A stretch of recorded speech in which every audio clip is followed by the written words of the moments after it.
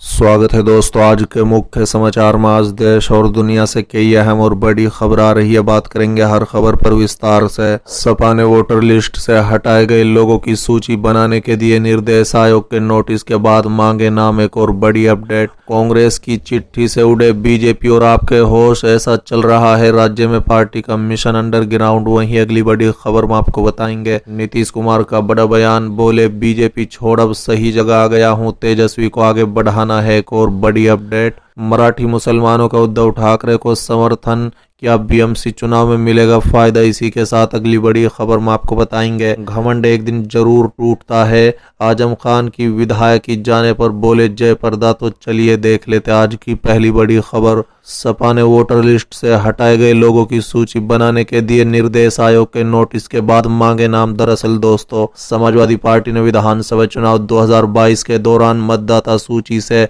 हटाए गए लोगों के नामों की सूची तैयार करने को लेकर पार्टी पदाधिकारी और चुनाव लड़ने वाले सभी प्रत्याशियों को दिशा निर्देश दिए हैं। समाजवादी पार्टी ने विधानसभा चुनाव 2022 के दौरान मतदाता सूची से हटाए गए लोगों के नामों की सूची तैयार करने को लेकर पार्टी पदाधिकारी और चुनाव लड़ने वाले सभी प्रत्याशियों को दिशा निर्देश दे दिए हैं। बता दें, समाजवादी पार्टी का अध्यक्ष अखिलेश यादव के दिशा निर्देश के बाद सभी प्रत्याशी पदाधिकारियों को ये दिशा निर्देश भेजे गए हैं।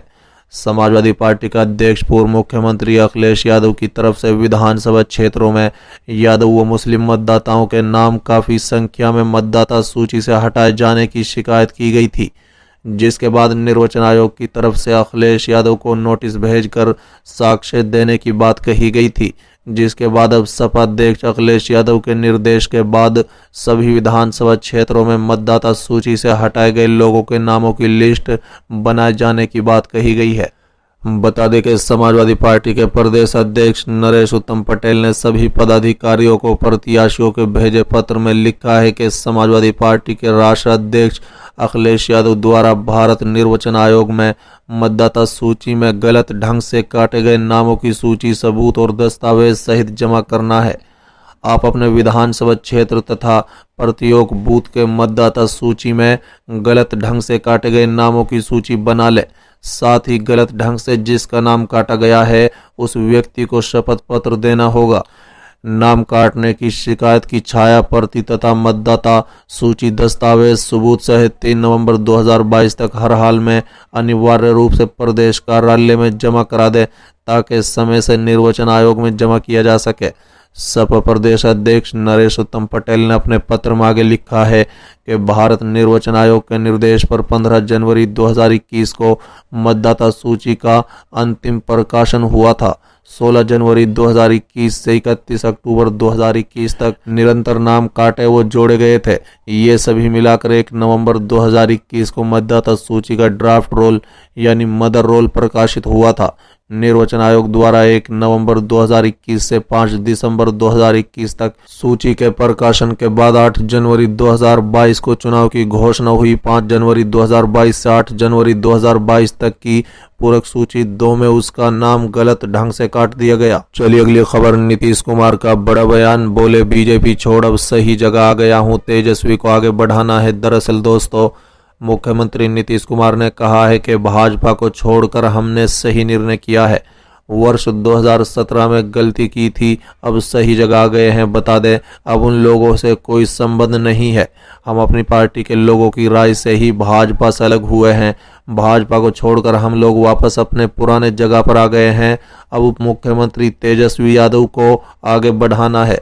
बता दें कि सोमवार को इंदिरा गांधी के श्रद्धांजलि देने के बाद पत्रकारों से बातचीत में मुख्यमंत्री से जब ये पूछा गया कि चिराग पासवान भाजपा के पक्ष में प्रचार करने वाले हैं, तो सीएम ने कहा है कि वो चुनाव प्रचार कर रहे हैं। ठीक है, हम लोगों के खिलाफ वर्ष 2020 के विधानसभा चुनाव के दौरान जो कैंडिडेट खड़ा किया गया था वो किसने किया था। अब और साफ हो गया है कि ये भी स्पष्ट हो गया है कि भाजपा से उनके अंदरूनी संबंध हैं।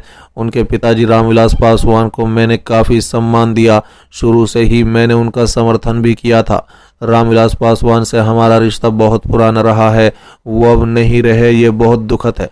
बता दें कि मोकामा और गोपालगंज में उपचुनाव के परिणाम को लेकर पूछे गए सवाल पर मुख्यमंत्री ने कहा है कि जनता मालिक है, हम ऐसी बातों पर कुछ नहीं कहते हैं, लेकिन हम लोगों को जो वहां के लोगों ने बताया है उसके अनुसार दोनों जगह मोकाम और गोपालगंज विधानसभा सीट से रजत उम्मीदवार जीतने जा रहे हैं। हमारी बात सबों से होती रही है, तबीयत खराब होने की वजह से मैं चुनाव प्रचार में नहीं जा रहा हूं। चलिए अगली खबर, कांग्रेस की चिट्ठी से उड़े बीजेपी और आपके होश, ऐसा चल रहा है राज्य में पार्टी का मिशन अंडरग्राउंड। दरअसल दोस्तों, बीते कुछ महीनों में गुजरात के ज्यादातर विधानसभाओं में कांग्रेस ने एक ऐसी चिट्ठी बांट दी जिससे गुजरात की राजनीति में बड़ी उथल पुथल मच गई है। बता दें, कहां गुजरात में चर्चाएं हो रही थी कि कांग्रेस के कोई भी कद्दावर नेता और पार्टी का कोई भी बड़ा चेहरा अब तक जमीन पर उतरकर माहौल नहीं बना पा रहा है। वहीं इस चिट्ठी बांटे जाने की जानकारी सामने आने के बाद विरोधी दलों के नेता भी इसी रणनीति पर काम करते हुए डेर टू डेर प्रचार की योजना बनाने लगे हैं, जबकि कांग्रेस बीते कुछ महीनों से डेर टू डेर चला रहे इस प्रचार अभियान की जगह पर अब अपनी रैलियां और बड़े जनसभाओं को करने की योजना बनाने लगी है। बता दें कि फिलहाल गुजरात में कांग्रेस के चल रहे इस अंडरग्राउंड मिशन से पार्टी ये मानकर चल रही है कि उसने ज्यादा से ज्यादा लोगों से सीधे संपर्क कर लिया है, जो कि आने वाले चुनाव में उसके लिए बहुत फायदेमंद होने वाला है। बता दें कि कांग्रेस सूत्रों के मुताबिक पार्टी ने बीते कुछ महीनों से गुजरात के सभी विधानसभाओं में जाने के लिए अंदरूनी तौर पर एक रणनीति बनाई थी। पार्टी से जुड़े सूत्रों का कहना है कि पार्टी ने गुजरात के सभी जिलों में अपनी कमेटी को ही न सिर्फ सक्रिय किया बल्कि राज्य की सभी 182 विधानसभाओं में बूथवार एक संकल्प पत्र वितरित करने की योजना बनाई।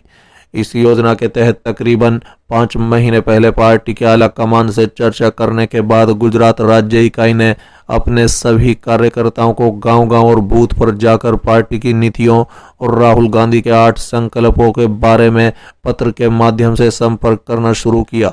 बता दें कि इस दौरान पार्टी के कार्यकर्ता और नेताओं ने मिलकर राहुल गांधी के संकल्प पत्र की चिट्ठी को जनता के बीच तक पहुंचाना शुरू कर दिया। संकल्प पत्र के माध्यम से तैयार की गई चिट्ठी में कांग्रेस को मजबूत करने के साथ साथ जनता के प्रति कांग्रेस की जवाबदेही के बारे में भी जिक्र किया गया। बता दें कि गुजरात कांग्रेस से जुड़े हुए एक वरिष्ठ नेता कहते हैं कि इस बार हमारी पार्टी ने भले ही हल्ला नहीं किया है, दूसरी पार्टी के बड़े नेताओं की तरह बड़ी बड़ी रैली और बड़ी बड़ी जनसभाएं न की हो, लेकिन कांग्रेस का एक एक कार्यकर्ता राज्य के प्रत्येक विधानसभा के हर वोटर से मिल चुका है। चलिए अगली खबर, मराठी मुसलमानों का उद्धव ठाकरे को समर्थन, क्या बीएमसी चुनाव में मिलेगा फायदा। दरअसल दोस्तों, महाराष्ट्र में उद्धव ठाकरे गुट और बीजेपी एक दूसरे के खिलाफ हैं। सूबे के सियासत में अभी तक मुस्लिम विरोधी रही ठाकरे गुट की पार्टी इस बार बीएमसी चुनाव में मुसलमानों के बीच गहरी पेठ बनाने में जुटी है। बता दें कि मराठी मुस्लिम सेवा संघ यानी एमएमएसएस ने बीएमसी चुनाव में